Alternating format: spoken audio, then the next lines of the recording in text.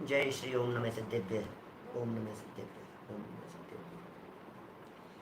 तज्जयति परम ज्योतिः समं समस्तैरनंत पर्यायै दर्पणतलैव सकला प्रतिफलति पदार्थमालिका यत्र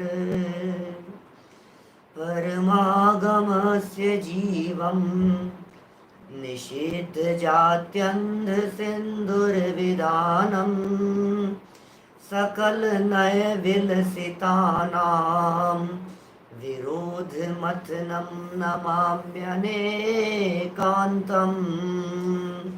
विरोधमथनं नमाम्यनेकान्तम्।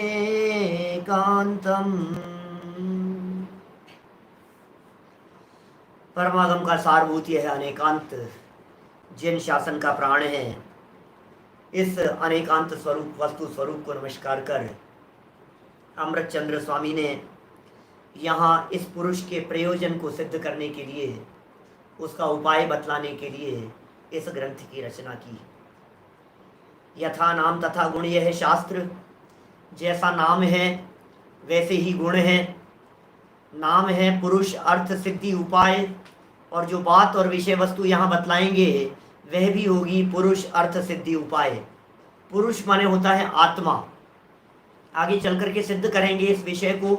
पुरुष माने होता है आत्मा, चेतन, वो पुरुष है। कभी कभी मुझे ये भी विकल्प आता है कि जब भक्तियों में, स्तुतियों में जहाँ जहाँ पुरुष प्रधान वचन कहे गए होते हैं, लेडीज जब उसे पढ़ती हैं तो उन्हें लगता है इनको बदल दो, इनको बदल दो, कि इनको पुरुष जैसा बोलो इन शब्दों को। माने जहाँ जहाँ ऐसे शब्द आते हैं, समझ लो आप मेरी भावना में कि दयानंद राय जी की पूजन में, अरे भाई ऐसा नहीं कर सकते आप। क्यों नहीं कर सकते? क्योंकि आप अपने आप को लेडीज मत समझो, आप भी पुरुष हो।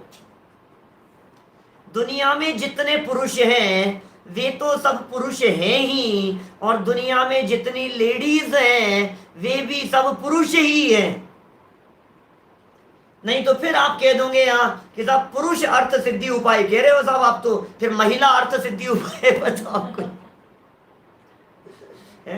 पुरुष अर्थ सिद्धि उपाय, हम तो महिलाएं, हमारा क्या होगा?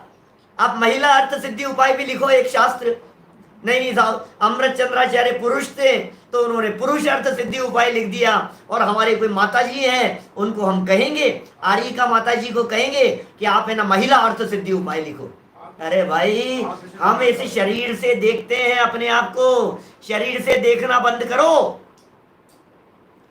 तुम शरीर नहीं हो, तुम शरीर जितने नहीं हो, तुम शरीर वाले नहीं हो, तुम शरीर से भिन्न इस शरीर के अंदर बैठे हुए एक आत्मा हो, एक चेतन हो। तो अपने आप को पुरुष देखो।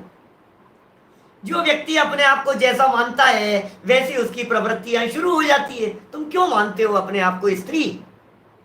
तो मैं भी पुरुष हूं क्योंकि मैं आत्मा हूं। आत्मा पुल्लिंग होता है, आत्मा स्त्रीलिंग नहीं होता। आत्मा के, अरे भाई, आत्मा के प्रयोजन की सिद्धि, और आत्मा का प्रयोजन है सुख।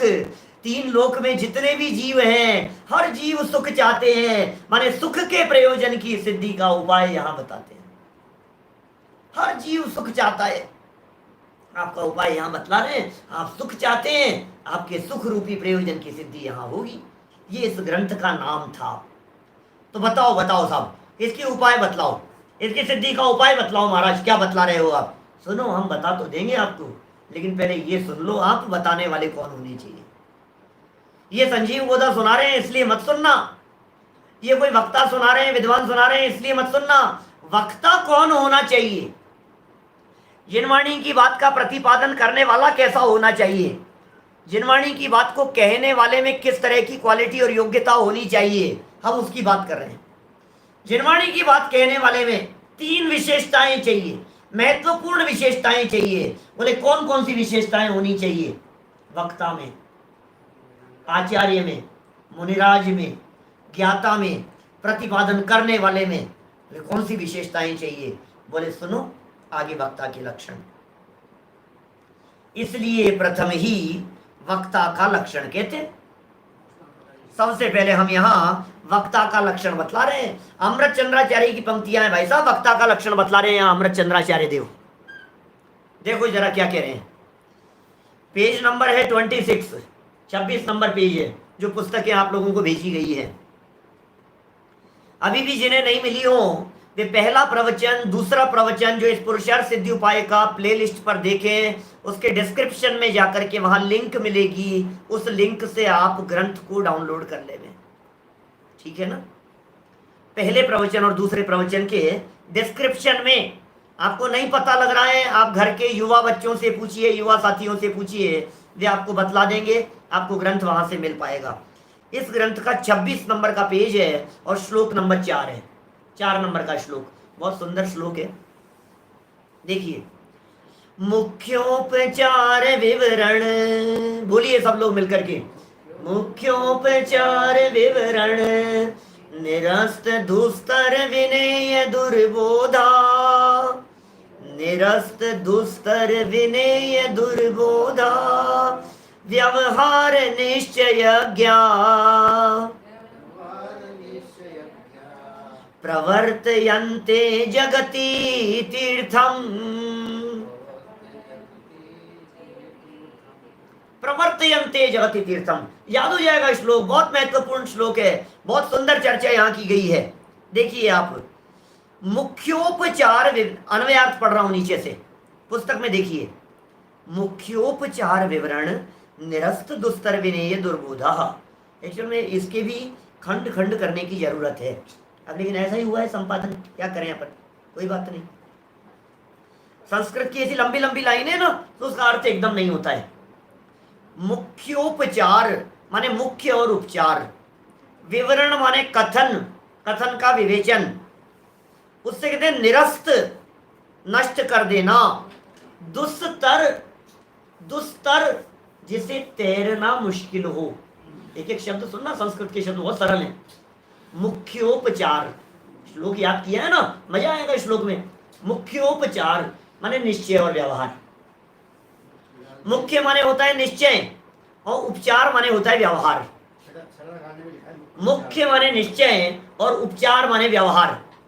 क्या? तो मुख्य और उपचार के विवरण व्याख्या से, उसके व्याख्यान से निरस्त कर दिया है जिन्होंने। निरस्त क्या होता है? निरस्त माने खत्म कर देना, वो कहलाता है निरस्त। दुस्तर जिसे तैरना मुश्किल हो, जिसे पार करना मुश्किल हो। क्या दुस्तर? विनेय दुर्बोधा। विनेय शब्द का प्रयोग शिष्यों के अर्थ में किया है। बहुत गजब का शब्द है विनेय। विनय माने होता है शिष्य, विनय माने शिष्य। हाँ, शिष्यों में विनय की मुख्यता होती है। अरे जिसमें विनय नहीं हो वो शिष्य नहीं है, शिष्य बनने की पात्रता नहीं है। विनय कौन करेगा? जो व्यक्ति विनय करेगा वो व्यक्ति शिष्य बनने के योग्य होगा। अरे गुरुओं के प्रति कितना बहुमान होता है शिष्य के हृदय में। गुरुओं के आदेश पर गुरु यदि कह दे ना यहां से कूद जाओ तो कूदने को तैयार है। इतनी विनय होती है गुरुओं के प्रति, इतना बहुमान होता है गुरुओं की वाणी के प्रति। आज्ञा का पालन बस, तो और कुछ नहीं। तो विनय, विनय दुर्बोधा माने शिष्यों के दुर्बोध को, शिष्यों के अज्ञान अंधकार को निरस्त, जो अस्त व्यस्त कर देने वाले हैं। पहला लक्षण है गुरुदेव का। गुरु कैसे होने चाहिए? शिष्यों की शंकाओं का समाधान करने वाले। ये अर्थ निकलता है भाई साहब सीधा सीधा सा। शिष्यों के अज्ञान अंधकार को दूर करने वाले, शिष्यों के प्रश्नों का निपटारा करने वाले। शिष्य कोई भी प्रश्न करे, मैं यदि टोडरमल जी के ही शब्दों में कहूं तो मैं ये कह सकता हूं, प्रश्नों की बौछार को सहने की सामर्थ्य जिसमें है वो वक्ता सुशोभित होता है। एक तरफा नहीं चलेगी बात। आपने कह दिया, आपने कह दिया, जैसे जो सुनाते रहे आप, और सामने वाले ने प्रश्न पूछा, पता नहीं मैं तो क्यों कहा था। ऐसे थोड़ी ना चलेगा। आप जो बात कह रहे हो उस बात में से यदि कोई प्रश्न खड़े होते हैं तो उन प्रश्नों का समाधान करने की सामर्थ्य होनी चाहिए। ये गुरु के लक्षण है, ये वक्ता के लक्षण है। पहली लाइन हो गई। दूसरी लाइन, व्यवहार निश्चय यज्ञ। गजब की लाइन है।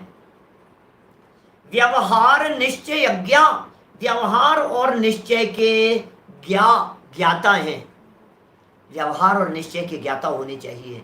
हमारे बहुत सारे नए साथी होंगे जिनको व्यवहार और निश्चय की खबर नहीं होगी। आप चिंता नहीं करें, ये सब अभी बतलाने वाले, टीका में बतलाएंगे। श्लोक पढ़ रहा हूं अभी तो।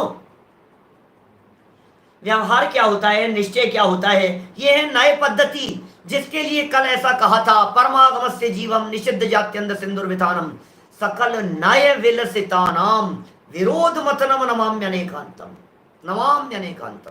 देखो जरा क्या कहा, व्यवहार निश्चय अज्ञा प्रवर्तयन्ते, प्रवर्तयन्ते जगति तीर्थम, जगत में जो धर्म तीर्थ का प्रवर्तन करते हैं। तीन बातें मैं कहता हूं, इन्होंने यहां अन्वयार्थ करते हुए उन तीन को दो में समेट लिया है। तीन पॉइंट कौन कौन से हुए हमारे हिसाब से? क्या नीचे का पेज नंबर पता है आपको कितना है? सेंटर पेज नंबर है 14 पीडीएफ का, और पुस्तक का पेज नंबर है 26। ये क्या होता है, लोग है ना थोड़ी थोड़ी देर से आते हैं, फिर पूछते हैं पेज नंबर। क्षमा चाहता हूं, लेकिन है ना थोड़ा सा समय से आए तो शुरू से 3-4 बार बोला जा चुका है, बार बार बोलते हैं पेज नंबर कौन सा है, पेज नंबर 26 पे देखो, पेज नंबर 26 पे देखो। ऐसा हम राइट टाइम पर 11 मिनट हो चुके हैं, राइट टाइम 8 बजे शुरू कर देते हैं। राइट टाइम बिल्कुल घड़ी मिला सकते हैं आप उस समय पर। देखिए 3 बातें कह दी है मैंने यहां वक्ता के संदर्भ में। 3 बातें आपको, 3 पॉइंट याद रखने वक्ता के संदर्भ में।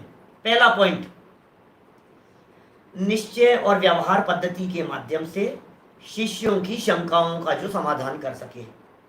विनेय दुर्बोधा निरस्त, विनेय माने शिष्य, दुर्बोधा माने अज्ञान, दुर्बोध निरस्त नष्ट कर दिए। पहला पॉइंट है, किसी वक्ता में सामर्थ्य तो वक्ता के योग्य है, वो वक्ता कहला सकता है, वो शास्त्र रचना कर सकता है, वो व्याख्या कर सकता है, वो व्याख्यान करने योग्य है। नंबर 1 पॉइंट, गुरुओं के लक्षण बतला रहे हैं, मुनिराजों के लक्षण बतला रहे हैं, आचार्यों के लक्षण बतला रहे हैं। पहला पॉइंट हो गया। नंबर 2, व्यवहार निश्चय यज्ञ, निश्चय और व्यवहार का ज्ञाता होना चाहिए गुरु के लिए। दोनों नयों को जानने वाला होना चाहिए, दोनों नयों को समझने वाला होना चाहिए, दोनों नयों को बराबर समझता है कि नहीं समझता है, ये दूसरा लक्षण चाहिए उसमें, व्यवहार और निश्चय का ज्ञाता। और तीसरा एक और, जिसे मैं लक्षण समझता हूं, जिसे यहां बातों में कॉमन बातों के अंदर समाहित कर लिया गया, तीसरा लक्षण है प्रवर्तयन्ते जगति तीर्थम, जिनकी भावना हो जगत में धर्म तीर्थ का प्रवर्तन करने की, जिनकी भावना हो विषय वस्तु को समझने की और दुनिया समझ जावे इसको, ऐसी जिनकी भावना हो, धर्म तीर्थ का प्रवर्तन करने की जिनकी भावना दौड़ती हो, वे गुरु हैं। संसार से विरक्त हैं, दुनियादारी में उलझे हुए नहीं है, विषय कषायों में फंसे हुए नहीं है, उनके वक्तापना शोभता है भाई साहब। धर्म तीर्थ का प्रवर्तन करने के लिए जिन्होंने कमर कसी है, उनके वक्तापना शोभता है। ये काम ऐसे नहीं है विषय कषायों में रचे पचे और आकर के उपदेश देती है। अरे जीवन देना पड़ता है तब जाकर के काम होता है, जीवन समर्पित करने के काम है ये सब। इन आचार्यों ने जीवन समर्पित किया है, हमारे पूर्ववर्ती विद्वानों ने पूरा पूरा जीवन लगा दिया है इस तत्व ज्ञान के लिए, तब जाकर के वे कुछ काम कर पाए हैं, तब जाकर के हमारे पास में जनवाणी और जनागम सुरक्षित है, हम तक पहुंचा है। देखिए अन्वयार्थ पूरी पढ़ देता हूं। अब मैं बात यहां से संस्कृत हटा करके सीधा सरल अर्थ पढ़ता हूं। मुख्य और उपचार कथन के विवेचन से प्रकट रूपेण शिष्यों का, प्रकट रूपेण प्रकट हो गए शिष्यों का दुर्निवार, दुर्निवार, दुर माने कठिन है, निवार माने निवारण, जिसका निवारण कठिन है वो है दुर्निवार। क्या? अज्ञान भाव जिन्होंने नष्ट कर दिया है। शिष्यों का कठिनता से पार पाने योग्य अज्ञान भाव जिन्होंने नष्ट कर दिया है, तथा जो व्यवहार और निश्चय के ज्ञाता हैं, जानकार है। क्या होता है व्यवहार, निश्चय क्या होता है? जानकार है। व्यवहार और निश्चय के जानकार हैं। ऐसे आचार्य जगत में धर्म तीर्थ का प्रवर्तन कराते हैं। ऐसे आचार्य धर्म तीर्थ का प्रवर्तन कराने वाले होते हैं जगत में। माने उनके माध्यम से ही धर्म तीर्थ का प्रवर्तन हो सकता है। देखिए इतनी सुंदर बात यहाँ कही। अब टीकाकार कौन है? पंडित प्रवर टोडरमल जी। बार बार याद करते हैं, बड़ा गजब कमाल किया है उन्होंने।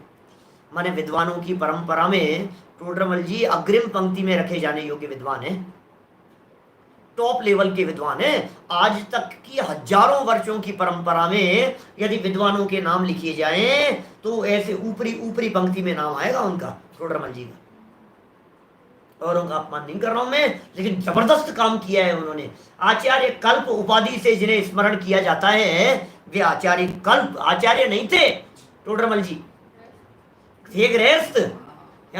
लेकिन जो उन्होंने काम किए हैं वो जबरदस्त काम है। इसलिए भाई उन्हीं की परंपरा में वर्तमान में जितने विद्वान दिखाई देते हैं उन्हीं की परंपरा में दिखते हैं। टीका देखिए, व्यवहार निश्चय यज्ञा जगति तीर्थ प्रवर्तयन्ते। व्यवहार और निश्चय के जानने वाले आचार्य, आचार्य कौन होते हैं? आचार्यत्व करने वाले आचार्य कहलाते हैं। आचार्य कौन है? व्यवहार, और टीका की पहली लाइन है, व्यवहार और निश्चय के जानने वाले आचार्य इस लोक में, इस दुनिया में जहां रहते हैं, आसपास में, आसपास के नगर में, क्षेत्र में, एरिया में, इस लोक में धर्म तीर्थ का प्रवर्तन कराते हैं। ये मुनिराज, ये मुनिराजों की ऐसी क्वालिटी होती है, धर्म तीर्थ का। अरे भाई मुनिराज जहां खड़े हो जाते हैं, आचार्य जहां खड़े हो जाते हैं, वहां अपने आप ही धर्म तीर्थ का प्रवर्तन होने लग जाता है। कैसे हैं आचार्य? मुख्योपचार विवरण निरस्त दुस्तर विनेय दुर्बोधा। मुख्य और उपचार कथन से, मुख्य माने हाईलाइटेड, उपचार माने इधर उधर से, मुख्य माने मेन बात जो है वो कहलाती है मुख्य।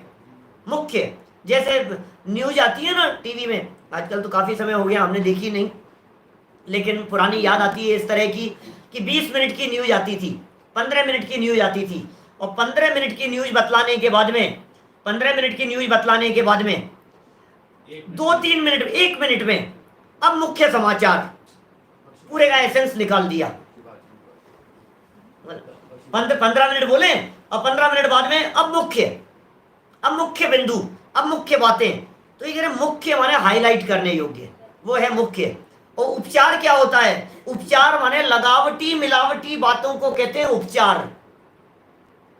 तो मुख्य और उपचार कथन से शिष्य के अपार अज्ञान भाव को जिन्होंने नाश कर दिया है, अज्ञान भाव को जिन्होंने नाश कर दिया है, ऐसे हैं। देखिए जरा, ये तो हो गई टोडरमल जी की टीका। भावार्थ में पढ़ते हैं जरा क्या चीज है। बहुत सुंदर सुंदर बातें हैं, उपदेशदाता की विशेषताएं बतला रहे हैं, सुनो। भावार्थ 27 नंबर पेज। उपदेशदाता आचार्य में अनेक गुण चाहिए। उपदेश देने वाले आचार्य में अनेक गुण चाहिए, परंतु व्यवहार और निश्चय का ज्ञान मुख्य रूप से चाहिए। ये मुख्य है उसमें, व्यवहार और निश्चय का ज्ञान। किस लिए? कि जीवों को अनादि से अज्ञान भाव है। हर जीव को अज्ञानी है व्यक्ति, अनादि काल से अज्ञानी है। वह मुख्य माने निश्चय कथन और उपचार माने व्यवहार कथन को जानने से दूर होता है। क्या करें? शिष्यों को पता नहीं है निश्चय क्या होता है, शिष्यों को पता नहीं है उपचार क्या होता है। देखो, जब भी कथन किया जाता है उस कथन में एक होती है वास्तविकता और एक होती है उस बात को समझाने के लिए प्रयोग करना इधर उधर से। हकीकत और हकीकत को कहने के लिए भाषा अलग अलग चीजें हैं। कोई जरूरी हकीकत कुछ है और शब्द किसी प्रकार के प्रयोग किए गए। कल मैंने दर्जी का एग्जाम्पल देकर के बात कही थी आपको, गला काटने की बात कही थी, जेब काटने की बात कही थी मैंने आपको। आज दूसरी बात कहता हूं। आप बतलाइए, आपका बच्चा 5 साल का है, आपके ने उसको कपड़े पहनाए, कपड़े पहनाते हैं, नए कपड़े खरीद करके लाए, अब वो 7 साल का हो गया है, आप कहते हैं कपड़े छोटे हो गए। सच में कपड़े छोटे हो गए क्या? सही है या गलत है आपका कथन? वक्ता का थर्ड पॉइंट वापस बतलाता हूं, ठहरिए आप, पहले मेरी सुनिए। देखिए क्या कह रहा हूं मैं, क्या बात कह रहा था, टेलर की बात कही थी मैंने, वो पूरी हो गई। कपड़ों की बात कह रहा था, 5 वर्ष का बच्चा 7 वर्ष का हो गया, आप कह रहे हैं इसके कपड़े छोटे हो गए। सच सच बतलाना, कपड़े छोटे हुए हैं कि बच्चा बड़ा हुआ है? बच्चा बड़ा हो गया है, बात तो ऐसी है, बच्चा बड़ा हो गया है। बोल तो रहे कपड़े छोटे हो गए, कपड़े छोटे हो गए। अगली बार ऐसा करना, 7 साल का हुआ है ना, अगली बार जो कपड़े लेकर के आओ उसको नाप करके और लिख करके रखना किस साइज का है।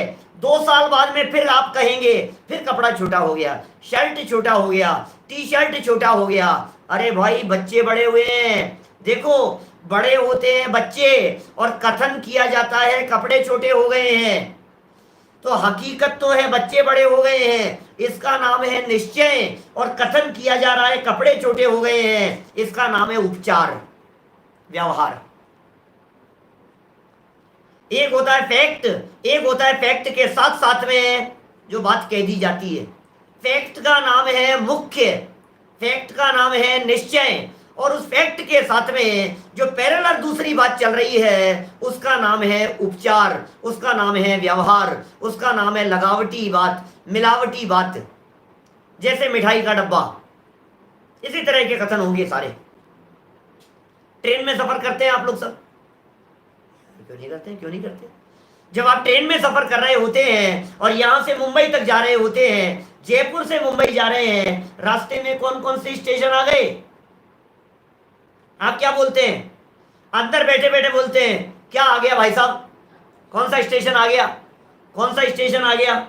अब भोपाल आ गया, अब ये आ गया, कोटा आ गया, कोटा आ गया। सच में यही बात है, कोटा आ गया, क्या हम कोटा आ गए? क्या है स्थिति? कोटा अपनी जगह से रंच मात्र भी नहीं खिसकाए, भोपाल अपनी जगह से रंच मात्र भी नहीं खिसकाए। समझ रहे हैं आप? वो वहां का वही है। बंबई आ गया क्या? बोरीवली आ गया क्या? भाईंदर आ गया क्या? भाईंदर आ गया? भाईंदर कभी नहीं आएगा, हम भाईंदर आएंगे। लेकिन भाषा इसी प्रकार की होती है। इस भाषा को कहते हैं उपचार, इस भाषा को कहते हैं व्यवहार, इस भाषा को कहते हैं लगावटी बात, इस भाषा को कहते हैं मिलावटी बात। समझ में आ रही है? मुख्य और उपचार बता रहा हूं, इन लाइनों का अर्थ कर रहा हूं। यहां जो बोल्ड लाइन है 27 नंबर पेज पर, जीवों को अनादि से अज्ञान भाव है, ना समझ है जीव अनादि काल से, वह मुख्य माने निश्चय कथन और उपचार माने व्यवहार कथन को जानने से दूर होता है। वो बेचारा निश्चय व्यवहार कथन को नहीं जानता, शिष्य नहीं जानता है निश्चय व्यवहार कथन को। शिष्य को पता नहीं है निश्चय क्या होता है, शिष्य को पता नहीं है व्यवहार क्या होता है, निश्चय व्यवहार का जानकार नहीं है वो शिष्य। तो क्या करें? उसे समझाते हैं। यहां निश्चय भी समझाएंगे, यहां व्यवहार भी समझाएंगे, निश्चय को मुख्य करने की प्रेरणा भी देंगे। सुनो, वहां मुख्य कथन तो निश्चय नहीं के अधीन है, उपचार कथन व्यवहार नहीं के अधीन है। उपचार कथन क्या होता है? मुख्य कथन निश्चय नहीं के अधीन। सच्चाई हो सकता है सच्चाई बोली नहीं जाए, हो सकता है सच्चाई बताई नहीं जावे, और उपचार कथन व्यवहार नहीं के अधीन है। जो भी उपचार कथन होंगे वो व्यवहार नहीं के अधीन है। हम आपके घर पर आए और आपने कहा पंडित जी अपना ही घर समझना, हमने कहा ठीक है सब अपना ही समझेंगे। अब बताओ, 3 दिन के लिए आए थे, 5 दिन हो गए, 7 दिन हो गए, 10 दिन हो गए, आप बर्दाश्त करेंगे? कितने दिन बर्दाश्त करेंगे बोलो? अब आप पूछने लग जाएंगे पंडित जी यहाँ के बाद आपका क्या प्रोग्राम है? डायरेक्ट तो नहीं पूछेंगे, आगे का आपका क्या प्रोग्राम है? टिकट हो गए क्या आपके? नहीं बर्दाश्त हो गई तो टिकट हो गए क्या? नहीं तो कह देंगे रिटर्न टिकट कब का है, डायरेक्ट पूछ सकते हैं। नहीं तो रिटर्न टिकट करवा दें क्या? क्या माने देखो हालत क्या है, बोल रहे हैं अपना ही घर समझिए कि साहब आप तो कह रहे थे अपना ही समझिए, हम तो अपना समझ करके यहीं रह गए हैं। इसलिए थोड़ी ने कहा था, हमने तो व्यवहार कथन कहा था, तुमने इसको मुख्य कथन समझ लिया, निश्चय कथन समझ लिया। व्यवहार के कथन को व्यवहार जितनी ही वैल्यू दी जानी चाहिए, व्यवहार के कथन को निश्चय जैसी वैल्यू नहीं दी जा सकती है। निश्चय की बात अलग है और व्यवहार की बात अलग है। कुछ भी कहो व्यवहार में, निश्चय की बात तो ये है कि भाई है सब द्रव्य स्वतंत्र जगत में, ये निश्चय की बात है, ये परमार्थ की बात है। व्यवहार में कुछ भी कह दो आप, क्या फर्क पड़ता है? व्यवहार में बोलने के अंदर ठीक आपका ही बच्चा है साहब, नहीं हमारा बच्चा है, बोलने में तो कह देते आप ही की कृपा है साहब, आपके आशीर्वाद से पास हुआ हूं साहब, आपका उपकार है साहब, बोलने में बोल देते हैं। ये सब व्यवहार है, उपचार है ये सब। इनमें सच्चाई कितनी है ये बतलाओ। मां के आशीर्वाद से बच्चे पास होते हैं, इसमें कितनी सच्चाई है? मेरिट में आया बच्चा, टॉप किया उसने, घर आकर के मां के चरण छूता है और मां ने कहा बेटा बहुत अच्छा कि मां तुम्हारे आशीर्वाद से टॉप किया है। सच सच बतलाओ, मां के आशीर्वाद का कितना रोल है उस बच्चे के टॉप करने में? कि नहीं साहब, फिर भी साहब दुआएं तो होती ही है साहब, कुछ भी कहो, आखिर माँ का आशीर्वाद आखिर असर तो करता ही है साहब, फर्क तो पड़ता ही है। अब सुनो मेरी, यदि आपका ऐसा मानना है तो मेरा दूसरा क्वेश्चन, घर में दो बच्चे हैं, एक बहुत इंटेलिजेंट है और दूसरा बिल्कुल पढ़ता लिखता नहीं है, बोलो माँ का आशीर्वाद किसके प्रति ज़्यादा है? पढ़ने वाले के प्रति कि नहीं पढ़ने वाले के प्रति? सच सच बतलाना दिल पर हाथ रख करके। सबके घरों में बच्चे हैं, जो नहीं पढ़ता है ना उसके ऊपर आशीर्वाद ज़्यादा है। हे भगवान बस ये हो जाए, ये तो कर लेगा अपने आप, ये वाला तो कर लेगा, ये तो होशियार है भाई, हे भगवान बस ये, अरे बेटा बेटा अच्छे से करना, बेटा ध्यान रखना, बेटा बहुत उस बच्चे को दूसरे वाले के ऊपर ज्यादा आशीर्वाद है। फिर नंबर किसके अच्छे आते हैं? जिसके ऊपर आशीर्वाद ज्यादा है उसके, या जिसके ऊपर आशीर्वाद कम है उसके? मैं पूछ रहा हूं आपसे, यदि आपको ऐसा लगता हो कि आशीर्वाद से काम होता है तो ये उपचार है, ये व्यवहार है, ऐसा कथन किया जाता है, ऐसा कथन किया जाएगा, कोई ऐतराज नहीं है। पंडित जी आपके सिखाने से बहुत सीख गए, कह दो आप व्यवहार है, हम भी जानते हैं हमारे सिखाने से सीखते होते तो सबको सीख जाना चाहिए था। गुरुजी के पढ़ाने से यदि पढ़ते होते तो सबके बराबर नंबर आने चाहिए थे। भाई साहब निमित्तों से काम नहीं होता है, निमित्तों के ऊपर आरोप करना ये उपचार है, ये व्यवहार है, आरोप किया जाता है। तीर्थंकरों के उपदेश को सुनकर के कल्याण हो गया, जिनवाणी को पढ़ करके कल्याण हो गया, इन्होंने समझाया तो समझ में आ गया। ये सब व्यवहार कथन है, ये सब उपचार कथन है। देखो उपचार कथन भी किए जाएंगे, ध्यान रखना। लोक व्यवहार में घर गृहस्थी में रहते हुए आप उपकार से उऋण नहीं हो सकते। उपकार मानना पड़ेगा आपको, आपको माँ बाप का उपकार मानना पड़ेगा, आपको गुरुओं का उपकार मानना पड़ेगा। समझ में आ रही है? और यदि आप नहीं मान रहे हैं तो दुनिया आपको कृतघ्नी कह करके पुकारेगी। कृतघ्नी है आप, कृतघ्नी है। क्यों? किए हुए के उपकार को भूल जाने वाले, क्या बताएं, कृतघ्नी है आप। हर जगह पर ये नहीं चलेगा मेरे पुण्य का उदय था, तुम कौन करने वाले, ऐसा नहीं चलेगा भाई, ऐसा नहीं होता है। ये व्यवहार है, व्यवहार की भी एक भाषा होती है, व्यवहार का प्रयोग होता है, लेकिन सच्चाई तो वही है, काम तो उदय से ही होता है। सच्चाई तो यही है, काम तो उदय प्रमाण ही होगा, काम तो वस्तु की स्वतंत्र योग्यता से ही होगा, ये परमार्थ है। लेकिन व्यवहार उड़ा देने जैसा नहीं है। आप यदि व्यवहार को उड़ा करके ज्यादा परमार्थ की बातें करेंगे, घर टूट जाएंगे, क्या झगड़े हो जाएंगे, आपस में विवाद हो जाएंगे। बच्चा यदि माँ बाप को ये कहने लगे अरे क्या है आप क्या करोगे, मेरे ही पुण्य का उदय था, तुमने क्या किया है आज तक मेरे लिए, तो बेटा क्या होगा समझ लेना। बच्चा ये कहे कि नहीं नहीं आपकी कृपा है, और माँ बाप ये कहें कि तेरी योग्यता है, इसमें दोनों की शान है। हम आपके यहाँ आए और आप ये कहें पंडित जी अपना ही घर समझिए, और हम यह समझें कि इन्होंने कहा है, बस इनको कथन मात्र ही समझना, इसमें ही दोनों की शान है। समझ में आ रही है बात? देखो क्या कह रहे हैं यहाँ, हम निश्चय व्यवहार को समझाते हैं, वही बताते हैं, थोड़ा ध्यान से सुनना। मजेदार मजेदार बातें, कंसेप्ट समझने योग्य हैं, इसलिए नमाम्य अनेकांतम। पीछे जो दूसरे श्लोक में नमस्कार किया था, यह अनेकांत है। निश्चय व्यवहार यह अनेकांत है, दोनों बातों को समझा जाता है बेटा। इसको भी समझो, इसको भी समझो। जहां इसकी मुख्यता हो वहां ये, जहां इसकी मुख्यता हो वहां ये, माने दोनों बातों में बैलेंस होना चाहिए। ज्ञानियों के जीवन में बैलेंस होता है, इसलिए ज्ञानियों की गृहस्थी बिगड़ती नहीं है, अज्ञानियों की गृहस्थी बिगड़ती है। कई लोग इस तरह की बातें करते हैं, अरे भाई साहब ज्यादा धर्म गरम कर लेंगे ना गृहस्थी चौपट हो जाएगी, गृहस्थी बिगड़ जाएगी। भाई साहब क्या करें हम, ज्यादा धर्म कर्म करोगे ना सब बिगड़ा जाएगा। यार कर लिया बहुत है, लिमिटेड धर्म, इससे ज्यादा और कितना करोगे आप, और क्या जान लोगे क्या हमारी। दो तरह की टेंशन होती है माँ बाप को, मैं कई बार कहता हूं। पहले प्रकार की टेंशन होती है बच्चा गलत रास्ते पर नहीं चला जाए, धर्म कराना चाहते हैं, बच्चे को धर्म मार्ग में लगाना चाहते हैं, बच्चे को पाठशाला भेजना चाहते हैं, बच्चे को संस्कारित करना चाहते हैं। पहले प्रकार की टेंशन बच्चा गलत रास्ते पर नहीं चला जाए, क्या नहीं तो वो हाथ से निकल जाएगा। दूसरे प्रकार की टेंशन होती है माँ बाप को, यदि बच्चा धर्म मार्ग में लग जाए तो भी उसके रिश्तेदार कहने लगते हैं भैया संभालो लड़का हाथ से नहीं निकल जाए। समझ रहे आप, गलत रास्ते पर चला गया तो भी लड़का हाथ से निकल गया, और धर्म मार्ग में ज्यादा बढ़ गया तो भी माँ बाप को चिंता होने लग जाती है, ये कहीं छोड़ करके नहीं चला जाए, ये कहीं दीक्षा नहीं ले लेवे, ये चिंता होने लग जाती है। भाई साहब सुनो, धर्म पढ़ने वालों की गृहस्थी बिगड़ती नहीं है, धर्म पढ़ने वालों की गृहस्थी संभलती है, धर्म पढ़ने वालों की गृहस्थी सुधरती है। आपस में विवाद नहीं होते, आपस में झगड़े नहीं होते, आपस में मनमुटाव नहीं होते, क्योंकि वे अनेकांतवादी हैं, आतंकवादी नहीं है। नए हैं निश्चय और व्यवहार, दोनों प्रकार के नए हैं।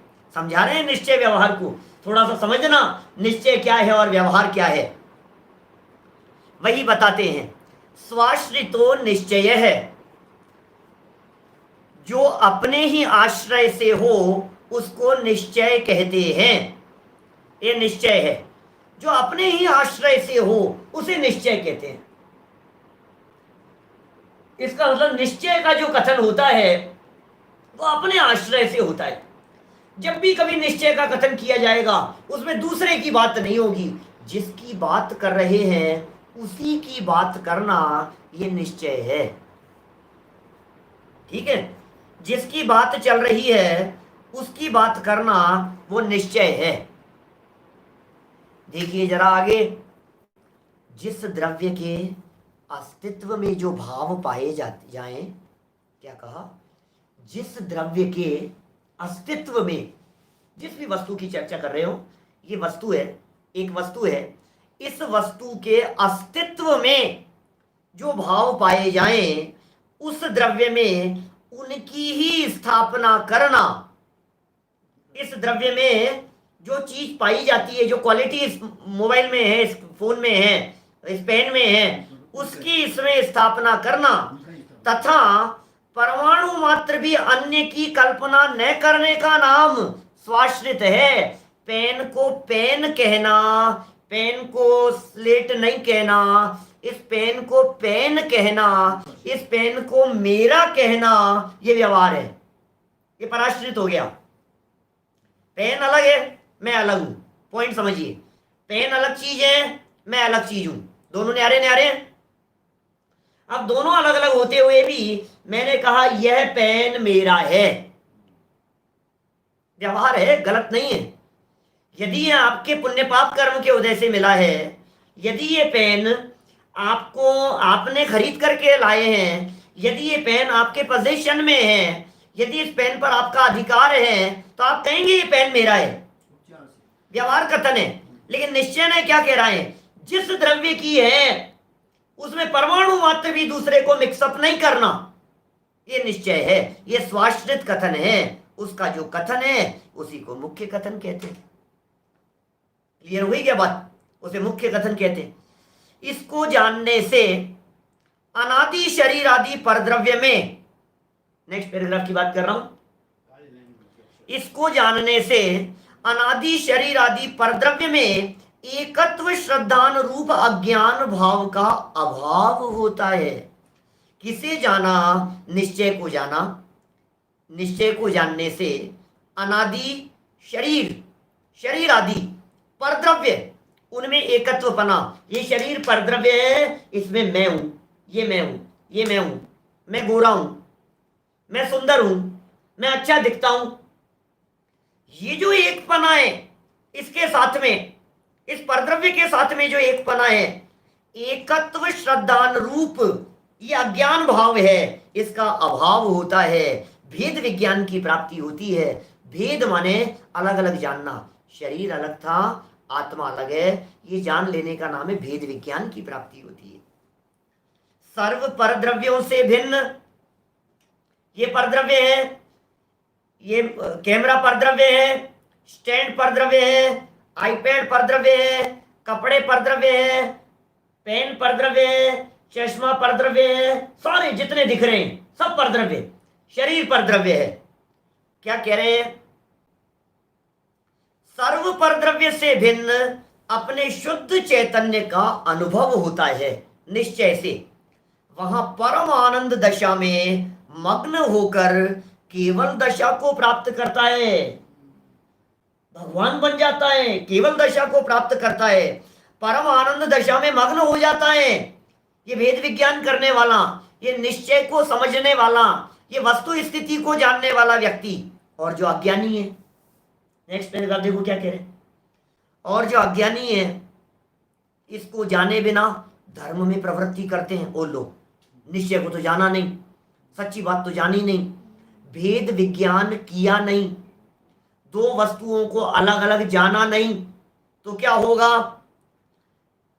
धर्म में प्रवृत्ति कर रहा है वो व्यक्ति। वे शरीर आश्रित क्रिया कांड को उपादेय जानकर संसार का कारण जो शुभोपयोग, उसे ही मुक्ति का कारण मानकर स्वरूप से भ्रष्ट होते हुए संसार में भ्रमण करते हैं। लो क्या कितनी गजब की बात कह रहे हैं भाई साहब, सुनो तो सही। वे क्या करते हैं? शरीर आश्रित क्रिया कांड, उपवास कर लो, कठोर तपस्या कर लो, शरीर को तपा लो, धूप में बैठ गए, एक पैर पर खड़े हो गए, कैसी कैसी दशा होती है। क्रिया कांड को उपादेय जानकर संसार का कारण शुभोपयोग, संसार का कारण है शुभोपयोग, शुभ शुभ में लगा हुआ है, शुभ परिणाम, शुभ भाव, वे संसार के कारण हैं। ये कह रहे हैं संसार परिभ्रमण करते हैं, भ्रष्ट हो जाते हैं, मुक्ति से भ्रष्ट हो जाते हैं।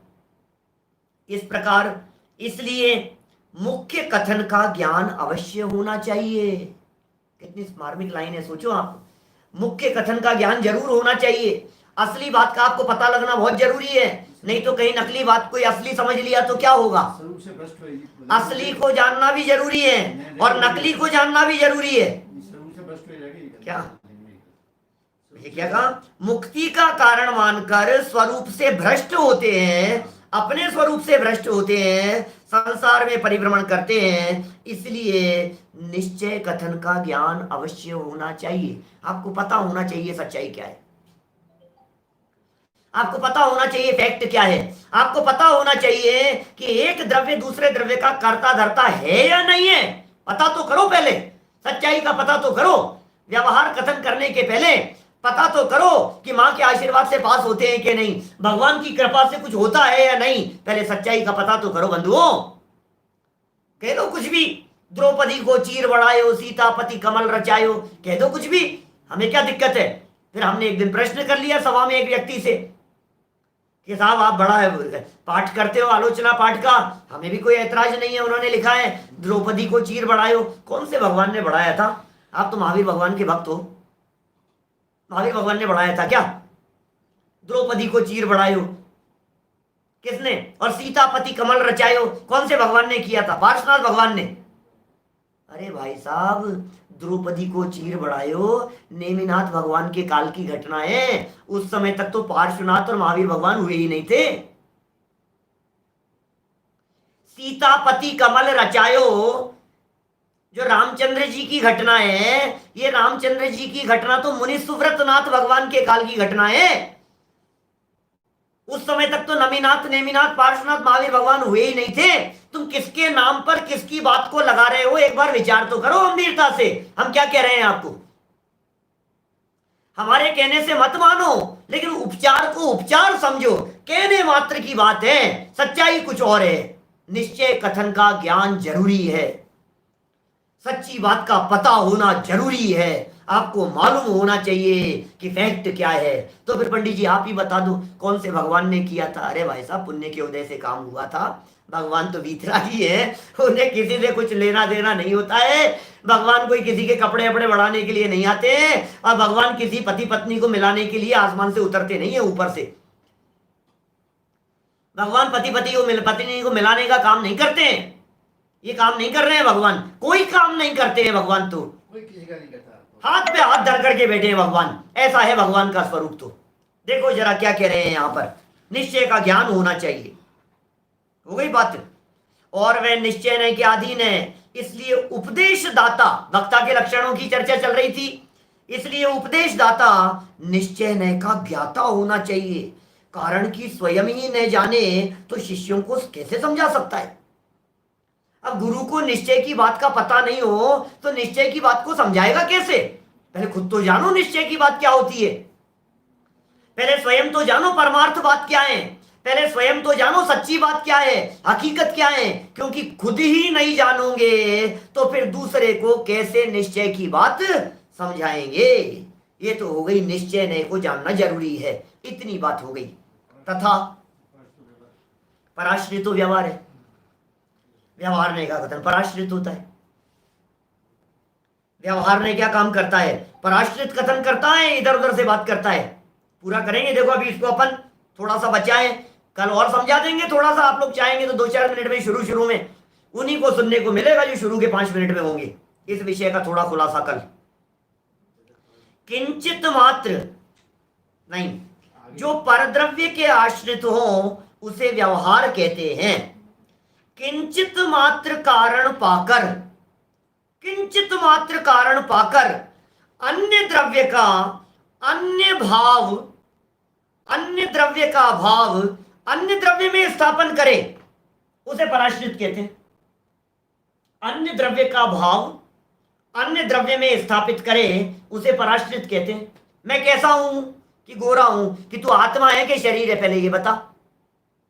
शरीर गोरा है, आत्मा को गोरा मानता है, ये पराश्रित कथन है। मैं लंबा हूं, शरीर लंबा छोटा नहीं होता है तो लंबा छोटा मानता है। मैंने शरीर के आधार पर कथन करना ये पराश्रित कथन कहलाता है, इसे पराश्रित कहते हैं।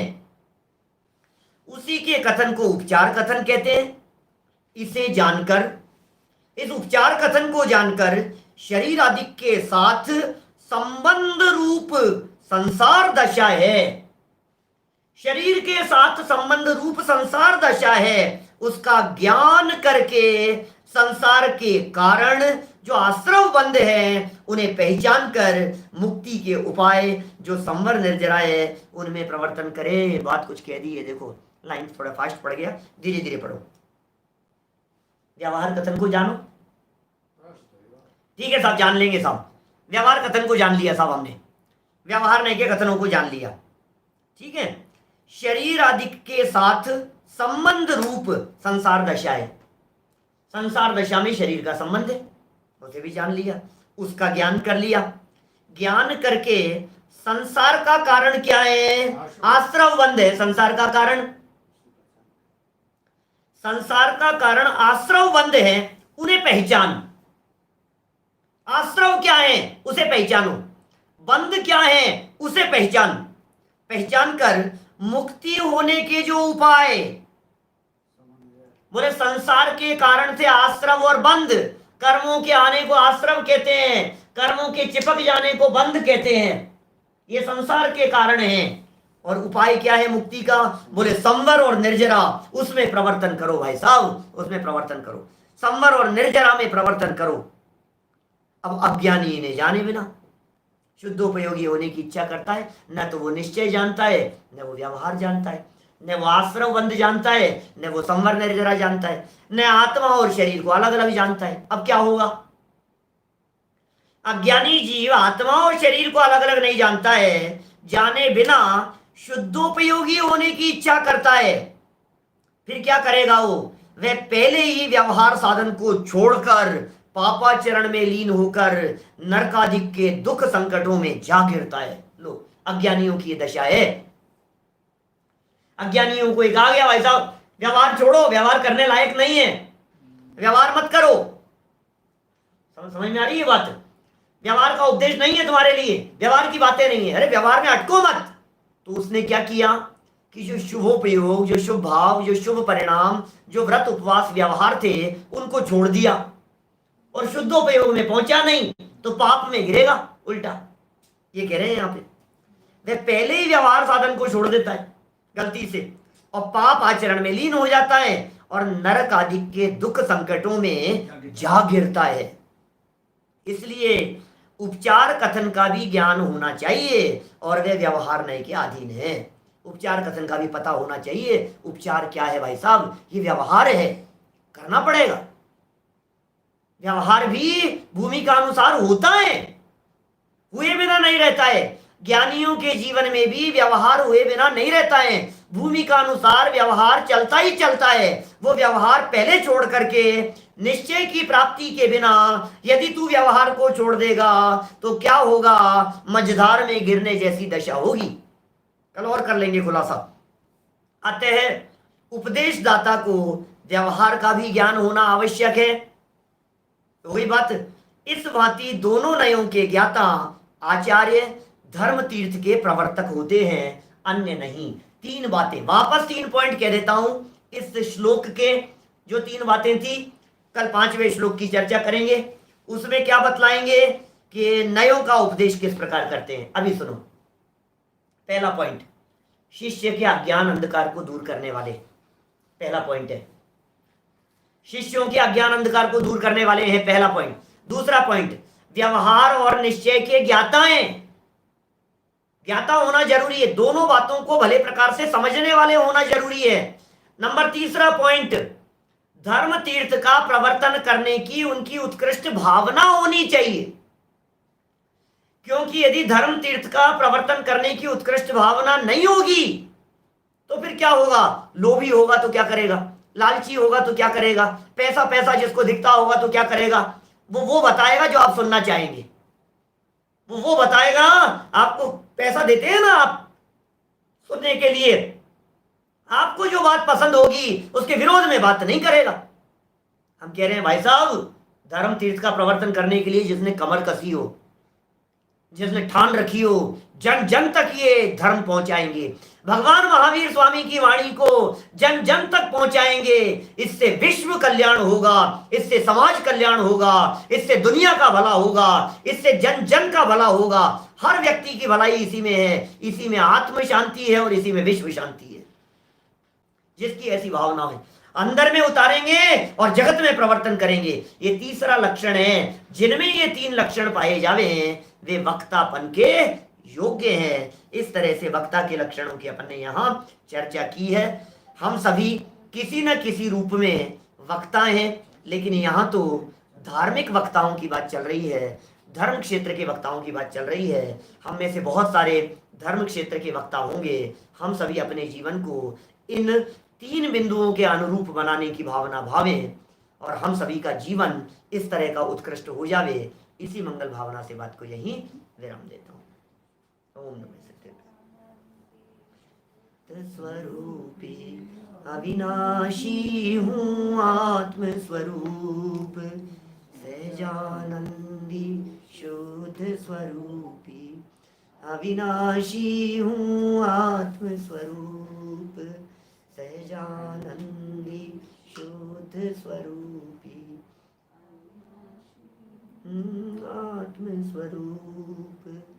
निज निधि निज में बताई यह अनंत उपकार है, उसके लिए जिन वाणी माँ को वंदना शतबार है, वंदना शतबार है।